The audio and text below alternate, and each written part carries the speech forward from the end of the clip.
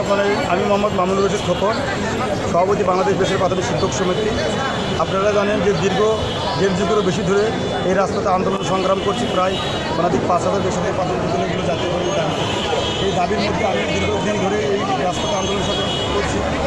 সেই ধারাবাহিকতায় আমার লাইফে আমি অনেক মন্ত্রী প্রতিমন্ত্রী পেয়েছি, কিন্তু আজকে যে আমাদের শিক্ষা প্রতিমন্ত্রী ববি হাদ্দাদ স্যারের যে কথাবার্তা এবং যে তার আচরণ আসলে অমায়িক। তিনি শিক্ষকদের এতটা সম্মান করেছেন যেটা বিগত দিনে কোনো এমপি মন্ত্রীর কাছ থেকে আমরা পাইনি। শিক্ষকদের তো এই জন্য আমি মাননীয় প্রতিমন্ত্রী ববি হাদ্দাদকে ধন্যবাদ জানাই। বাংলাদেশ বেসরকারি প্রাথমিক শিক্ষক সমিতির পক্ষ থেকে আমি স্যারকে এটা বোঝাতে সক্ষম হয়েছি যে বিগত সরকার যেমন 1993 সালে বেগম খালেদা জিয়া 22,000 মতো বেসরকারি প্রাথমিক বিদ্যালয়গুলোকে রেজিস্ট্রেশনের মধ্য দিয়ে 2013 সালে মূলত এই বিদ্যালয়গুলো জাতীয়করণ হয়।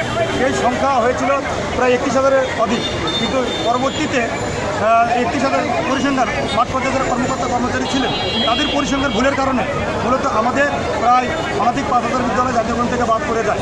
এই বাদ করা বিদ্যালয়গুলো নিয়ে আমরা দীর্ঘদিন আন্দোলন সংগ্রাম করলেও আজকে যে মাননীয় প্রতিমন্ত্রী ববি হাদ্দাদ স্যার আমাদের শিক্ষকদের দেখে নিয়ে যেভাবে কথাবার্তা বলেছেন, আসলে আমরা তার কাছে ঋণী থাকবো। উনি আশ্বস্ত করেছেন যে আপনাদের দাবিটা কি। বললাম স্যার আমাদের অনেক 5,000 বেসরকারি প্রাথমিক বিদ্যালয় জাতীয়করণ। উনি সঙ্গে সঙ্গে আমাদের বিদ্যালয়গুলো আন্ডারলাইন করলেন এবং সংখ্যাটা, এবং আমরা আর একটা তারিখের কথা বললাম যে 27/12। উনি লাল কলম দিয়ে আন্ডারলাইন করলেন এবং ওনার পিএসকে বললেন যে তুমি যত দ্রুত সম্ভব আমার কাছে এই বিষয়টা উপস্থাপন করো। আমি যেন এই শিক্ষক যারা প্রতিনিধি আছেন তাদেরকে ডেকে নিয়ে এসে তাদের বিষয়টা উপলব্ধি করে এবং তাদের বিষয়টা সুরাহ দিতে পারি।